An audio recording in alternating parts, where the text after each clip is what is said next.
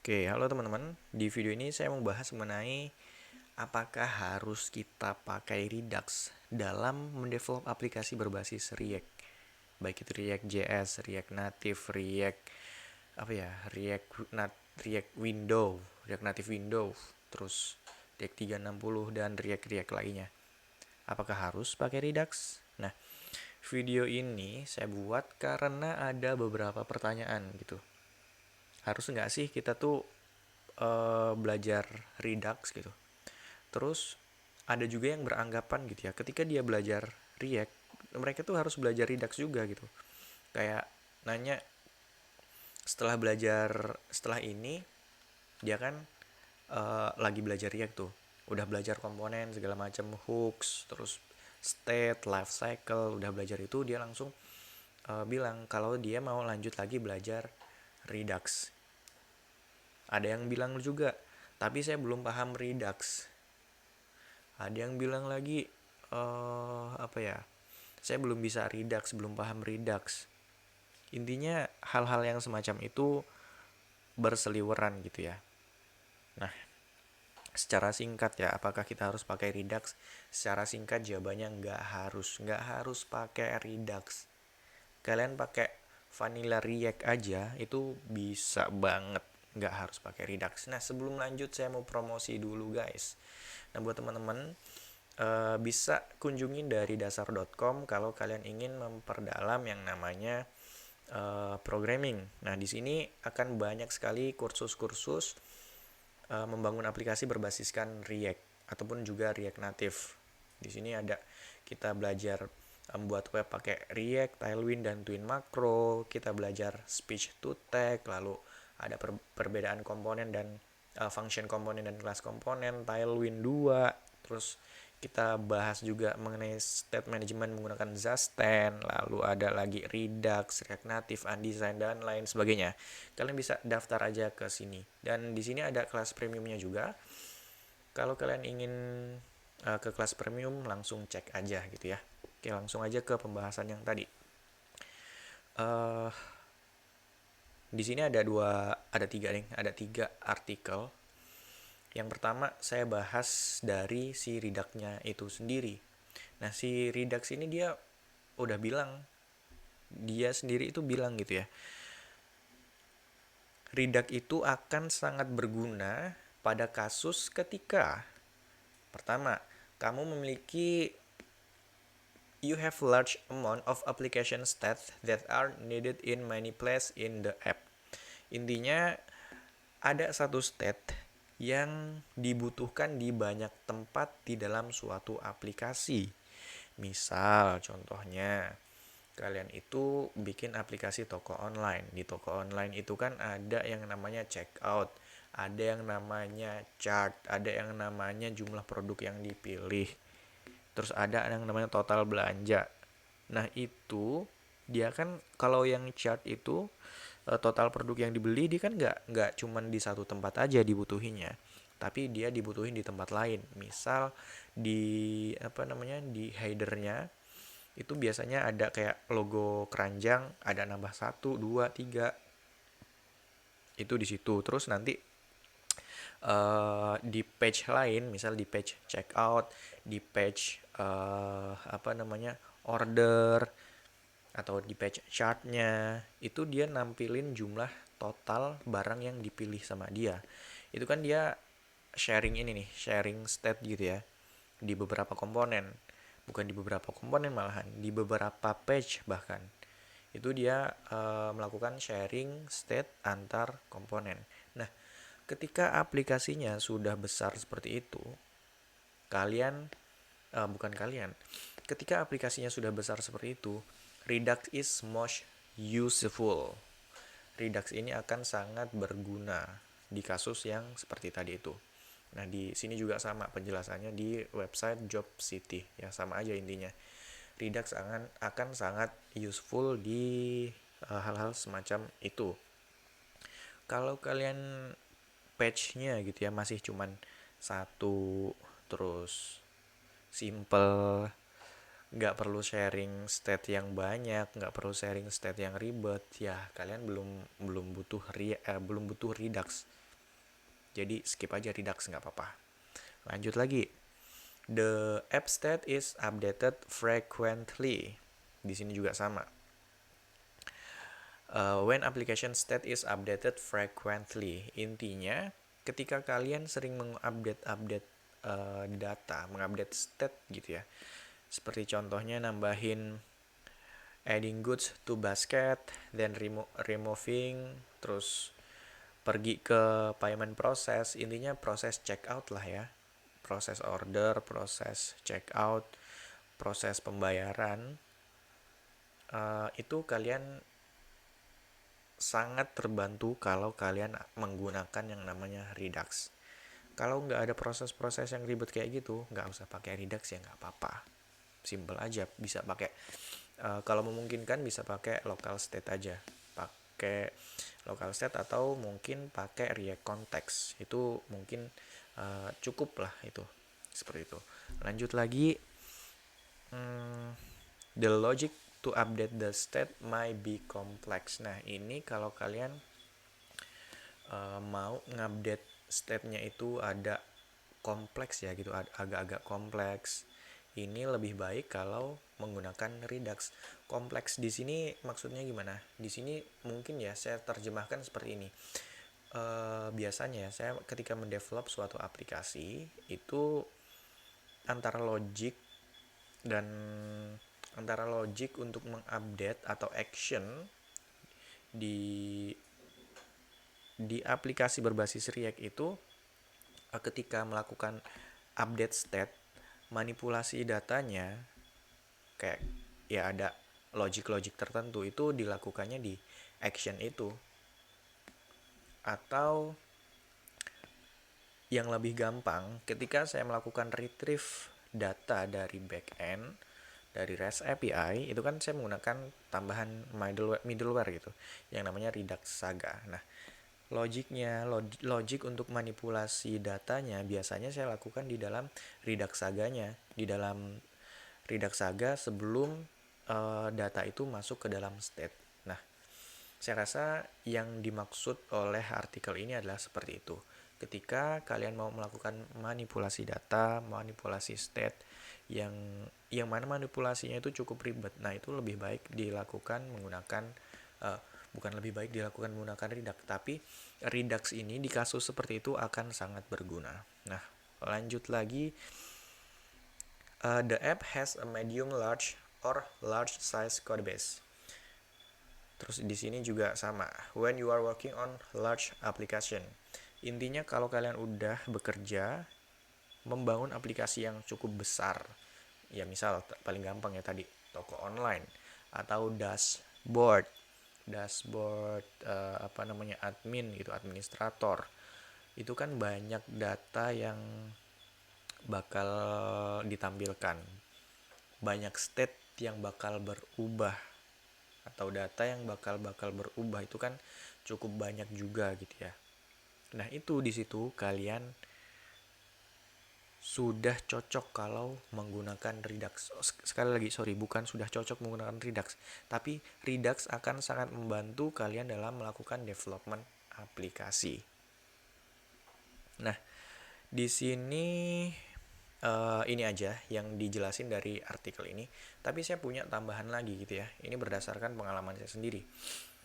Jadi ada lagi kenapa kita itu butuh yang namanya Redux. Kita butuh Redux karena kita itu ingin melakukan standarisasi pada sebuah kode. Nah, standarisasi ini gunanya buat apa ya? Supaya kode kita itu punya standar. Hal ini akan sangat berguna ketika kita melakukan development aplikasi bukan hanya seorang diri, tapi bersama dengan tim. Bayangin, si Redux ini, bukan Redux, si React ini kan dia unopinion. Artinya kita bisa dengan bebas menggunakan React. Kita mau pakai pakai routingnya yang React Router DOM, atau mau pakai apa lagi lah routernya, terus mau struktur filenya kayak mau ngikutin pattern NVVM, mau ngikutin pattern MVC, mau ngikutin pattern clean arsitektur, mau pakai atomic design itu kan bebas banget di kita menggunakan React itu React tuh bebas banget, kita bisa modif kayak apa aja, struktur file mau yang satu file aja itu bisa. Nah itu kan nggak terstandarisasi gitu ya. Nah kita bisa pakai Redux gitu ya supaya developer ini saling mengerti gitu ya. Oh, ini kalau mau melakukan update state itu tuh ada di filenya file ini, misalnya di file reducer gitu. Lalu kalau misalnya kalian mau melakukan perubahan state gitu, misalnya di mana untuk nge-triggernya? Oh, di action ini. Atau mau ada manipulasi data misalnya. Oh, dia ditaruhnya di file saga. Nah, kalau seperti ini kan ini udah terstruktur gitu ya. Udah terstruktur, ada standarisasinya. Ini ketika kalian develop aplikasi bisa jadi lebih mudah. Antara developer A, developer B bisa saling tahu. Nggak harus, aduh nih, misal si developer A punya standarnya ya standar developer A, si B punya standar lagi si standar developer B. Itu kan ribet gitu ya. Kalau misalnya si A harus ngelihat code punya si B, oh ini dia naruh mau update state ditaruh mana sih, oh ditaruh sini. Sedangkan si developer satunya lagi ngeimplementasiinnya beda gitu, itu kan bakal ribet. Nah itu kalau kita menggunakan Redux akan sangat membantu dalam uh, melakukan development. Ada pattern yang bisa kita gunakan, yang bisa kita buat dengan menggunakan Redux. Ini masih berkaitan ya dengan yang saya sebutin tadi. Kalau kalian mau nambahin pattern gitu ya, ini si Redux bisa sangat membantu. Misal kalian ingin untuk call ke API kita harus ada di beda file. Kita mau implementasi MVVM, kita mau implementasi MVC.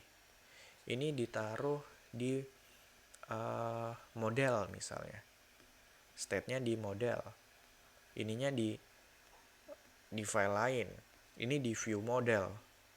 Ini bisa dilakukan dengan bantuan Redux supaya yang kita kerjakan itu bisa lebih mudah. Ada lagi misal kita mau butuh yang namanya persistence data. Ketika kita dapat token misalnya, token dari backend ketika setelah login. Nah, kita ingin data token itu disimpan secara permanen. Bukan permanen, sorry. Itu ingin datanya disimpan lah intinya. Ketika kita refresh browser, kita nggak ingin token itu hilang. Nah, itu bisa diakalin pakai yang namanya local storage. Tapi kalau kita ingin mempersistence datanya yang cukup banyak, yang contohnya tadi itu misalnya data chart, data order, itu cukup banyak misalnya. Itu kita harus ngeset satu-satu manual ke local storage. Tapi kalau kita pakai Redux plus ditambahin Redux Persist, kita nggak perlu lagi manual-manual lagi gitu. Kita tinggal setup aja si Redux Persist. Nanti si Redux ini bakal otomatis bisa nge-blacklist berdasarkan objek tertentu, bisa nge-whitelist juga berdasarkan objek tertentu. Nanti state yang ada di dalam objek chart misalnya itu bakal di persistence. Objek yang ada di dalam selain state yang ada di dalam objek chart itu nggak bakal di persistence. Nah ini bakal membantu banget di dalam development supaya ya ini code-nya itu kita nggak terlalu ribet ngeset satu-satu. Ini udah disetin sama si yang namanya Redux Persist. Lanjut lagi ya. Nah sebenarnya untuk melakukan state management itu nggak cuma satu, nggak cuma Redux aja, tapi ada banyak pilihan. Dan pilihannya ini ya banyak banget gitu ya. Dari saya sendiri untuk melakukan development aplikasi, untuk melakukan state management state itu yang pernah saya gunakan adalah Zustand. lalu MobX, lalu apa lagi ya, Jotai. Ya, intinya kita bisa melakukan manage state itu tuh bebas, nggak harus pakai Redux. Bahkan pakai React Context aja beberapa case tertentu itu udah cukup, nggak harus pakai Redux, karena untuk nge-setup Redux itu kan cukup lumayan ribet gitu ya. Dan juga kalau kalian belum paham yang namanya Redux itu bakal susah banget sih belajar belajar Reduxnya. Nah, bisa pakai alternatif lain.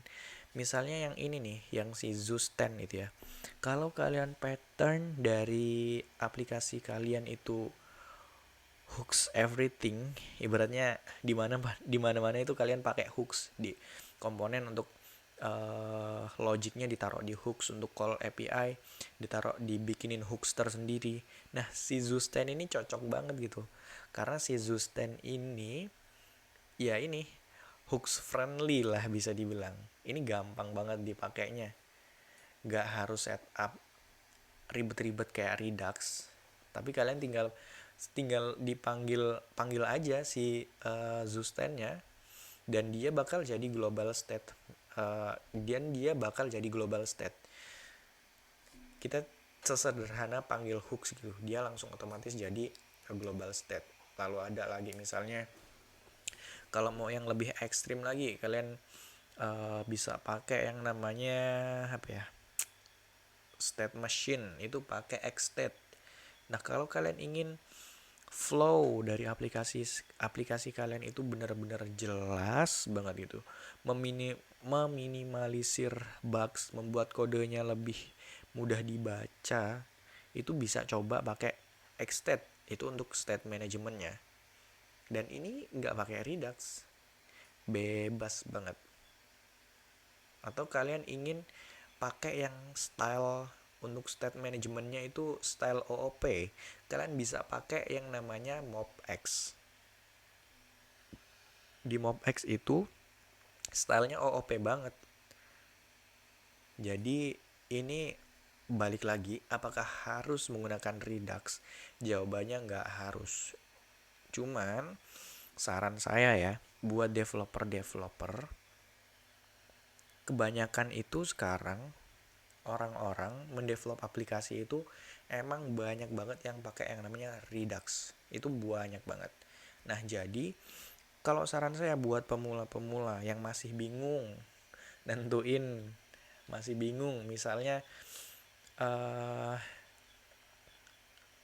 aplikasi ini termasuk aplikasi besar atau aplikasi kecil gitu. Terus masih bingung juga ini apa ya? Belum bisa nentuin ini mau pakai pattern apa gitu, masih pakai ngikutin dari tutorial aja lah gitu, belum bisa ngebuat arsitektur sendiri buat aplikasinya gitu, masih belum bisa nge-structuring folder buat komponen misalnya, terus buat logic misalnya, masih belum bisa yang kayak gitu, masih masih bingung untuk nge-structuring yang hal-hal seperti itu. Saran saya ya belajar Redux aja, supaya Redux ini kan udah banyak dipakai orang gitu ya, dan yang paling banyak digunakan untuk state management di React itu emang Redux gitu. Jadi supaya kalian itu umum, general gitu, ketika ada dapat project yang kebanyakan project kan pakai Redux, jadi kalian masih bisa menyesuaikan gitu dengan kemampuan yang kalian miliki. Sedikit cerita gitu ya, kadang aja eh apa namanya, implementasi Redux itu kan tiap orang tuh bisa beda-beda gitu. Ada yang pakai Redux ditambah Redux Toolkit, ada yang untuk call API pakai Redux Thang atau Redux Saga, atau Observer lagi ada juga. Itu kan udah beda-beda. Terus bahkan yang sama misalnya pakai Redux Saga, sama-sama pakai Redux Saga, itu bisa beda lagi implementasi, kayak structuring filenya itu bisa beda. Nah, pemula-pemula itu kan masih bingung gitu ya, untuk bikin state-nya masih kadang masih bingung, reducer, terus action, saganya itu kayak mana, masih masih pada bingung. Saran saya ya belajar Redux aja, supaya Redux ini kan karena yang lebih general. Seperti itu guys. Intinya nggak harus pakai Redux, bebas kalian bisa pakai apa aja. Oke, gitu aja mungkin videonya. Jangan lupa beli kelas premiumnya. Bye bye.